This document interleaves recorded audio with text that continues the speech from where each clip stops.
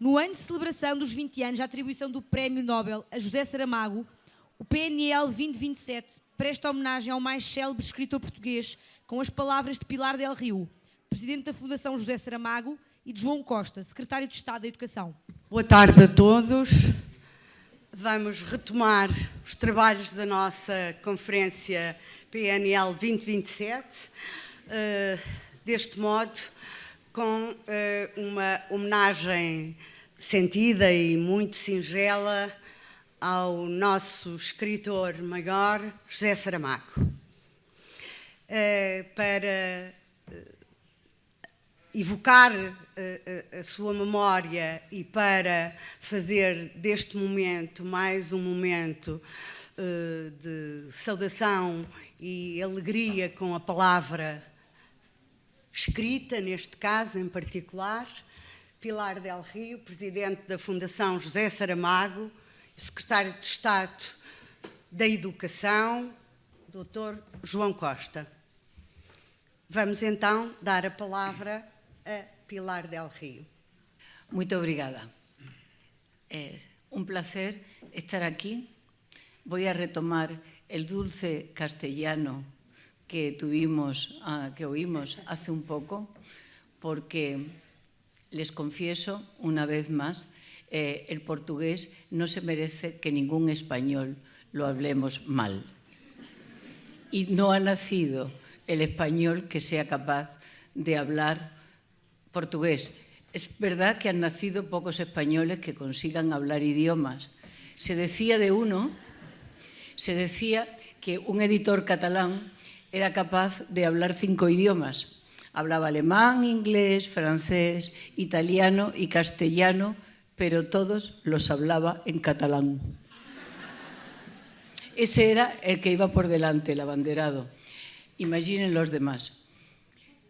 Entonces, en este dulce castellano, o que pretende ser dulce castellano, en el que nací y en el que, pese a ser portuguesa de nacionalidad, me sigo manteniendo, quiero dar las gracias por esta invitación. Hoy es un día de gratitud.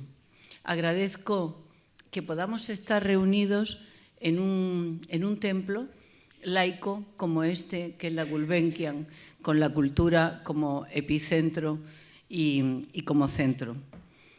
Agradezco a todas las personas de las bibliotecas públicas que han venido y que han posibilitado que, con su dinamismo y con su esfuerzo, que tanta gente pueda leer. Agradezco el milagro de que podamos tener libros en papel o libros digitales. Y agradezco a los autores que hagan el libro. Me dicen, vente a hablar de José Saramago. De acuerdo, vengo a hablar de José Saramago porque era un autor, pero en ese autor siento que tienen que estar representados todos los autores que nos hicieron más altos, más sabios, más buenos y, por qué no decirlo, más bonitos. Qué suerte tenemos de haber compartido el tiempo de José Saramago. Recibimos tantas noticias malas a lo largo del tiempo, en todos estos días especialmente, que hemos recibido noticias que nos tienen el alma rota, como por ejemplo las noticias que nos llegan de Brasil, que sentimos en la Fundación José Saramago que teníamos que recuperar el tiempo de la alegría. Tiempo de alegría que supuso cuando hace 20 años José Saramago recibió el Premio Nobel. Fue Eduardo Prado Coello quien dijo que Portugal, y no solo Portugal, el país de la literatura, estaba en alegría, se había levantado en alegría, había salido a la rúa en alegría, porque un escritor que considerábamos nuestro había sido galardonado con la máxima distinción literaria del mundo. Por eso me quiero quedar en la alegría de aquellos momentos, que fueron momentos de generosidad, de bibliotecas abiertas, de alumnos aplaudiendo, de sesiones en cámaras, de librerías contentas.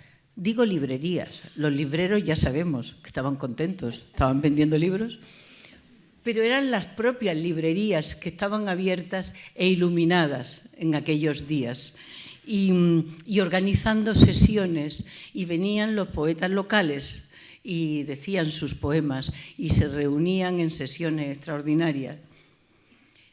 Yo creo que hace 20 años, los que tenemos la suerte de tener ya una edad, hay muchos que hace 20 años no pueden recordarlo porque estaban tomando el biberón,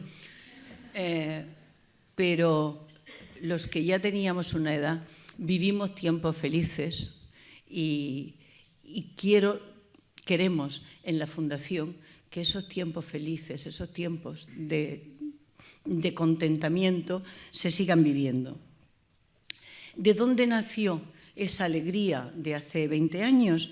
Pues creo que era porque todos sabíamos que el autor que había ganado el Nobel era uno de los nuestros.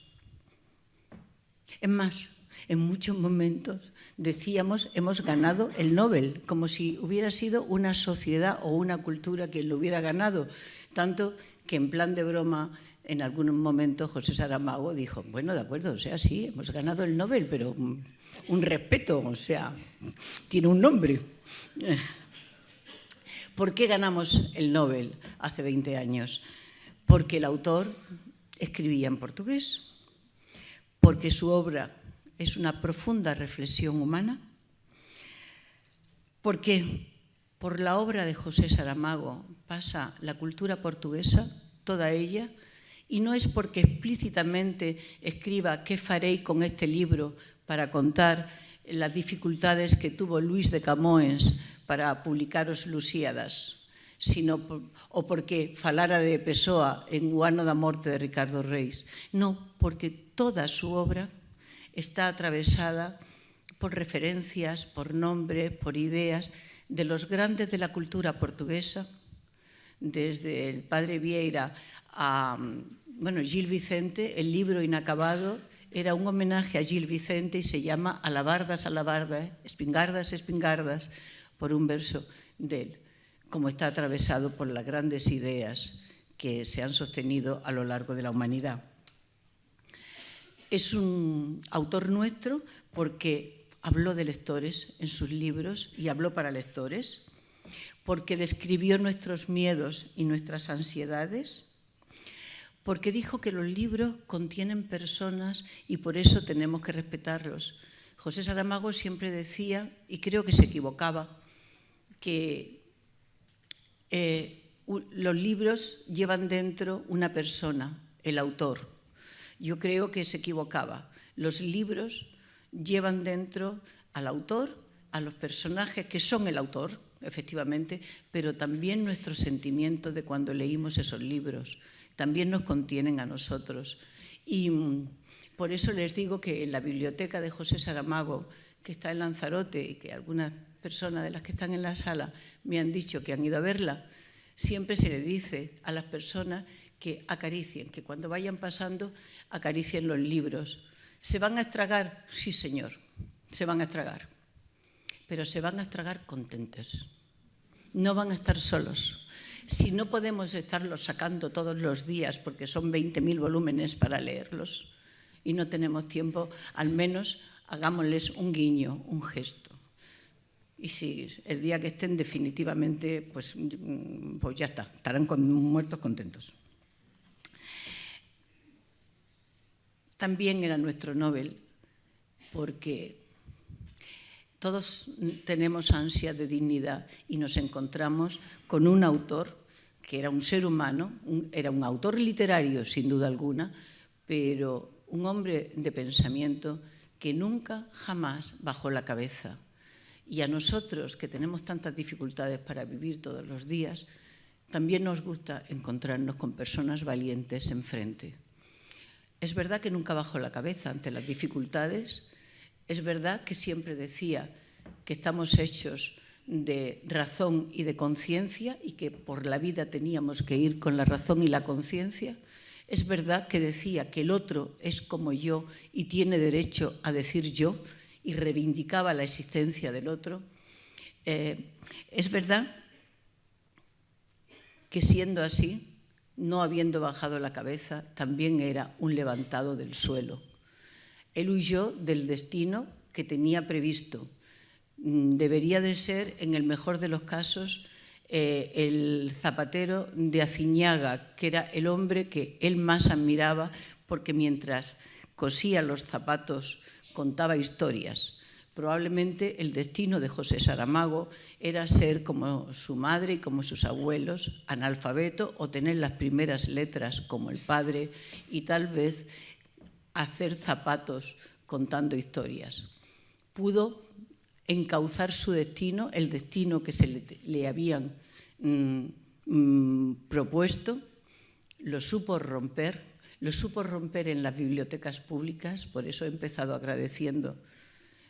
Saramago solamente tuvo libros a partir de los 18 años y con los 200 escudos que le prestaron y que pagó a plazo, que le prestó un amigo, pudo comprar sus primeros libros.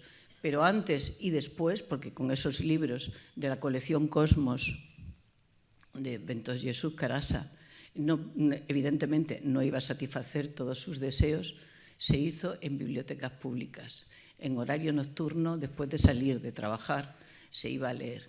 Y ahí se construyó el autor, en contacto con las grandes obras, sin ninguna orientación y sin ningún mandato. Entonces, así se construyó el hombre sabio, antidogmático, tocado por el genio de lo que aprendió y de una generosidad tan loca, que le llevó a ponerse a escribir para contar y compartir lo que tenía dentro con otros. A veces, y ya me voy a callar, cuando se habla de los escritores, parece que se les sitúa a los escritores como seres soberbios en el centro del mundo que quieren ser homenajeados, queridos, premiados, porque ellos se sienten que son lo más parecido a un dios. No saben bien que eso no es así. Hace falta estar cerca y asistir al proceso dolorosísimo de creación, al ejercicio de desnudarse todos los días para entender que detrás de eso, detrás de esa escritura, lo que hay es un espíritu muy fuerte, una, insisto, necesidad de comunicación y ¿saben qué? Un respeto imponente por los otros seres humanos que acabarán siendo sus lectores. Y entendemos la literatura así o no tenemos ni la más remota idea de lo que estamos hablando, aunque trabajemos con libros y con literatura.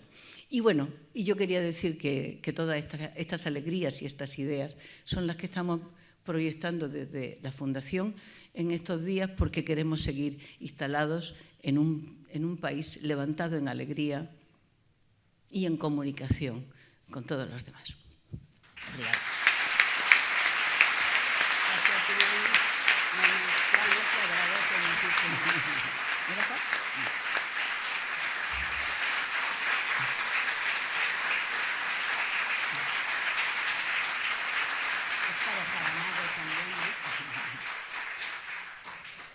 Continuamos com esta alegria, com esta homenagem a José Saramago, com um hino à nossa língua e à literatura universal. Professor Dr. João Costa, conosco. Muito obrigado, muito boa tarde a todos. É um grande gosto estar aqui mais uma vez na conferência do Plano Nacional de Leitura. Isto começa a ser um bocadinho como o Natal. Todos os anos nos encontramos aqui para celebrar o facto de sermos leitores e o facto de que queremos que muitos outros sejam leitores. Eu confesso que me sinto aqui muito pequenino, ao lado destas duas grandes senhoras promotoras de leitura, de conhecimento e cultura, mas também à frente de todos vós e tantas caras amigas que vejo aqui, alguns que me fizeram leitor, porque estavam em bibliotecas por onde eu passei, bibliotecas públicas, bibliotecas escolares, alguns porque escreveram livros que me fizeram leitor, alguns porque são amigos com quem continuo a falar todos os dias de livros e que me apontam caminhos de leitura que eu provavelmente não conhecia.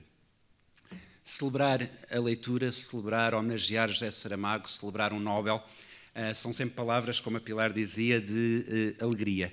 E são sobretudo, porque estamos a falar de um escritor e estamos a falar de leitura, um ato da celebração da própria palavra. Aquilo que estamos a fazer é celebrar palavras. E por vezes, eu sou linguista, lamento, mas por vezes falamos de palavras que ganham sentidos muito diversos, que não sabemos exatamente se quando usamos uma palavra estamos a falar da mesma coisa.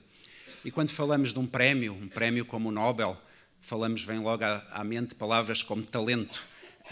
Falamos da honra que foi para Portugal ter um Nobel e falamos de sucesso. E estamos a falar de literatura. Mas tantas vezes, em particular no sistema educativo, palavras como sucesso, talento, literatura, são palavras equivocadas, são palavras mal utilizadas, ou pelo menos são palavras que não são utilizadas por todos nós da mesma forma.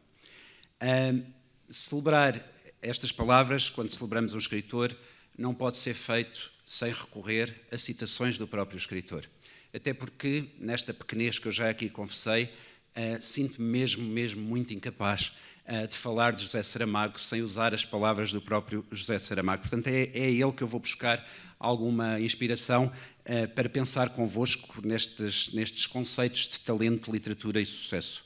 Porque se não for buscar palavras deles, vou fugir para chavões e aquelas coisas todas que nós às vezes utilizamos e aqui estou eu, um linguista aborrecido, que pega na palavra e faz geralmente autópsias da frase para ver quais são os... E quando celebramos uma vida e um prémio e um Nobel e a literatura, não queremos autópsias, queremos biópsias. E por isso vou usar palavras de quem criou vida e vidas através da palavra e não de quem desfez as frases aos bocadinhos, como eu gosto de fazer na minha vida. E a primeira citação que trago de José Saramago é exatamente a este propósito. Diz ele, e muitas das palavras fui sobretudo buscar aos cadernos de Lanzarote, porque aí sim também temos uma vida que é dupla, porque é a vida criada e é a vida vivida. Quando diz os lugares comuns, as frases feitas, os bordões, os narizes de cera, as sentenças de almanaque, os rifões e provérbios, tudo pode aparecer como novidade. A questão está só em saber manejar adequadamente as palavras que estejam antes e depois. Portanto, vão ter a generosidade de ouvir as minhas palavras antes e depois de cada uma destas citações que vou fazer. Vamos pensar primeiro em talento e sucesso. José Saramago não foi talentoso, não foi bem-sucedido por reproduzir o que já tinha sido feito. O talento dele está na criação. O talento dele não está em fazer um livro igual ao que tinha lido quando era pequeno. Foi em criar obras para que nós possamos ler o que ainda não foi lido. Não foi em pegar num cânon e escrever igual e fazer-nos ler igual. Foi em oferecer-nos muitas palavras diferentes, muitas obras diferentes, muitas vidas diferentes, sem se preocupar na mera reprodução daqueles que vieram antes de si, daquilo que aqueles que vieram antes de si já tinham feito. Portanto, talento ganha aqui um novo significado, sucesso ganha aqui um novo significado. Não é o sucesso da mera reprodução, não é o sucesso da mera repetição, é sim o sucesso que vive de quem ousa criar, sonhar e querer deslumbrar-nos, querer maravilhar-nos. E hoje, eu chego há pouco de um encontro muito grande sobre educação a nível mundial, onde aquilo que discutimos nos sistemas educativos é esta responsabilidade que temos de ter uma escola, um mundo na educação que forma para pensamento crítico, que forma para fruição estética, que forma para pensamento criativo. E quando nós vemos tudo isto é tão difícil de fazer, estamos tão longe de saber fazer isto plenamente através dos saberes mais tradicionais, que pensamos, afinal, talento é mesmo isso. É fazer pensar, é fazer criar, é fazer sonhar e sonhar mundos possíveis. Eu usei a palavra de Saramago, em responsabilidade, e nas palavras de Saramago cito novamente este trecho de um diálogo que diz: responsabilidade de quê? A responsabilidade de ter olhos quando os outros os perderam. E esta frase maravilhosa, e pego de novo naquilo que a Pilar dizia, mostra-nos onde é que entra a literatura, Onde é que entra o Plano Nacional de Leitura? Onde é que entram os vários instrumentos que temos ao nosso dispor para formar leitores? Aparecem sobretudo como instrumentos de desenvolvimento da liberdade, desenvolvimentos de preservação de uma memória que não nos deve fazer esquecer, sobretudo de erros que cometemos na nossa história de recente. Não é demais alertar, e não vou ser meigo nas palavras, de que a democracia está em risco.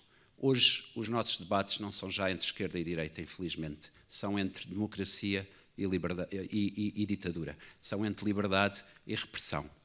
E é muito interessante e muito preocupante ver como todos os sistemas que tinham medo da liberdade e da democracia sempre tiveram medo dos livros e da literatura. Sempre tiveram medo dos artistas e dos artesãos da palavra. E isso começa a acontecer em muitos países. Não é um problema dos outros, é um problema nosso. Não é um problema dos que estão do outro lado do oceano, é um problema dos que estão cá. Não é o problema de alguns países da Europa, é um problema de toda a Europa. E por isso, não é matéria de que nos possamos abster e precisamos, para esta sobrevivência da liberdade e da democracia, precisamos muito da literatura. Porque a literatura é o que nos permite criar, estimular vontades de ler, por vezes, aquilo que nos apetecer. É tempo de acabar com aqueles contratos de leitura na escola em que o professor é que diz o que é que vai ser contratualizado. Deixem os alunos escolher, deixem os alunos olhar para os livros. E quer a literatura, quer a arte, dão-nos esta capacidade de sonhar novos mundos. Cito novamente Saramago quando diz: há esperanças que é loucura ter, pois eu digo-te que se não fossem essas, eu já teria desistido da vida. E a literatura é este instrumento que não nos permite desistir da liberdade. Todos recordamos a extrema humildade que foi aqui recuperada nas palavras da Pilar, do maravilhoso discurso de Saramago na cerimónia do Nobel. E essa humildade também é recordada nas suas palavras quando diz: nada é para sempre, dizemos, mas há momentos que parecem ficar suspensos, pairando sobre o fluir inexorável do tempo. E ocorreu-me, ao ler estas palavras, que, de facto, a literatura fica e reinventa-se de cada vez que um de nós chega a um dos livros. Ajuda-nos a criar sentidos, a dar novos sentidos às palavras, a dar novos sentidos aos momentos, e é um valor essencial para o que é o educar na era que vivemos de avalanche de informação. Este ficar pendurado, por vezes, no tempo, é o que nos permite sobreviver na voracidade da informação em que parece que não há tempo para nada. Diz Saramago que o caos é uma ordem por decifrar. Celebrar Saramago, a literatura, o Plano Nacional de Leitura, é festejar os instrumentos para esta arte de decifrar. Sejamos todos decifradores e promotores, como dizia a Pilar, de bem-estar. Nesta reunião em que estive esta semana, todos nós discutíamos como é que a educação se deve reconfigurar para ser um instrumento de promoção de bem-estar. Não há aprendizagem sem alegria, não há conhecimento que sirva se não for para a promoção de bem-estar para todos. Saramago ajudou-nos, ajuda-nos, vai continuar a ajudar, e todos vocês são instrumentos deste levar liberdade, levar memória, levar palavra com sentido a cada uma das crianças que temos na escola. Muito obrigado. A homenagem continua com mais um momento de leituras encenadas pelo Trigo Limpo Teatro Acerte. As palavras são assim. Disfarçam muito. Vão-se juntando umas com as outras. Parece que não sabem onde querem ir. E de repente, por causa de 2 ou 3 ou 4 que de repente saem simples em si mesmas, um pronome pessoal, um advérbio, um verbo, um adjetivo. E aí temos a comoção a subir irresistível à superfície da pele e dos olhos, a instalar a compostura dos sentimentos. Em que língua se diz em que nação? Em que outra humanidade se aprendeu? A palavra que ordena confusão, que neste remoinho se teceu? Que murmúrio de vento, que dourados cantos de ave pousada em altos ramos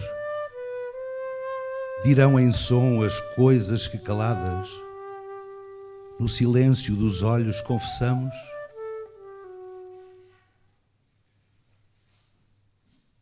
Esqueçamos as palavras. As palavras, as ternas, caprichosas, violentas, as suaves de mel, as obscenas, as de febre, as famintas e sedentes. Deixemos que o silêncio dê sentido ao pulsar do meu sangue no teu ventre, que a palavra ou discurso poderia dizer amor na língua da semente. Nós, Tribulim Teatro à Serte, não sei se sabem, mas na Viagem do Elefante nós fizemos um espetáculo de teatro de rua e fizemos-lo sobretudo por uma razão, para que o Elefante Salomão não fique mais ali em Belém, nem seja decepado em Viena da Áustria. Portanto, se quiserem ir vê-lo, ele está em Tondela, damos-lhe muitos carinhos. Já há 4 anos que anda por este país fora e também já no estrangeiro, mas queríamos sobretudo dizer-vos que o nosso escritor de sonhos, de livros e de sonhos, nos tem acompanhado e tem sido um fervoroso incentivador daquilo que fazemos. Para além dos carinhos, naturalmente, que nunca faltam da Pilar del Rio. Mais de 20.000 pessoas já viram o espetáculo aqui em Portugal. E é uma alegria para nós que a palavra de José Saramago esteja junto do seu povo. Algum deles que nunca leu sequer um livro, mas que temos a certeza, pelo aquilo que nos têm passado, que nas pequenas localidades onde fazemos, a livraria, ou quase sempre o quiosque que tem 2 únicos livros, no dia seguinte desaparece. É uma alegria tão grande esta tiragem extraordinária de uma livraria que tem 2 livros de José Saramago e no dia seguinte desaparece. Muito obrigado pelos carinhos que nos tens dado.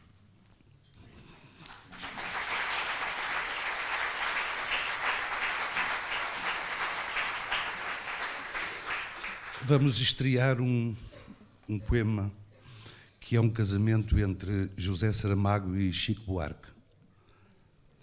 As palavras de José Saramago e uma canção que é a palavra de Chico Buarque. Este casamento, assistimos a ele, é tão bonito que nós não... Só vamos passar-vos um bocadinho.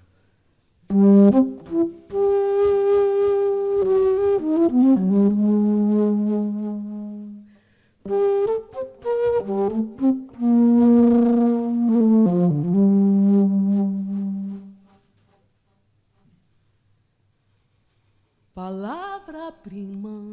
As palavras são boas. Uma palavra só. As palavras são más.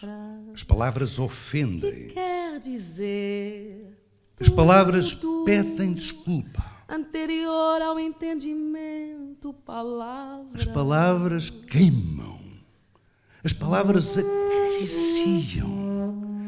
As palavras são dadas, trocadas, oferecidas, vendidas e inventadas. As palavras estão ausentes. Algumas palavras sugam-nos, não nos largam, são como as carraças vêm nos livros, nos jornais, nos slogans publicitários, nas legendas dos filmes, nas cartas e nos cartazes.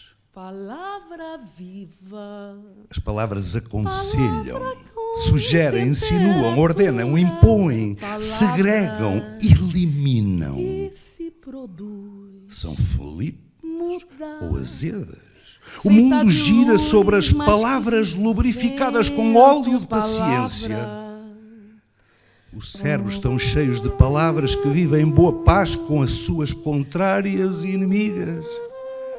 Por isso as pessoas fazem o contrário do que pensam, julgando pensar o que fazem. Há muitas palavras. E há os discursos que são palavras encostadas umas às outras, em equilíbrio instável, graças a uma precária sintaxe, até ao prego final do disse, tenho dito.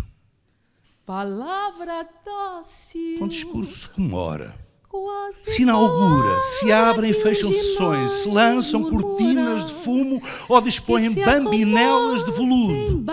São brindes, orações, palestras e conferências. Pelos discursos se transmitem louvores, agradecimentos, programas e fantasias. E depois, as palavras dos discursos aparecem deitadas em papéis, são pintadas de tinta de impressão. E por essa via entram na imortalidade do verbo. Ao lado de Sócrates, o presidente da Junta afixou o discurso que abriu a torneira do Marco Fontanário.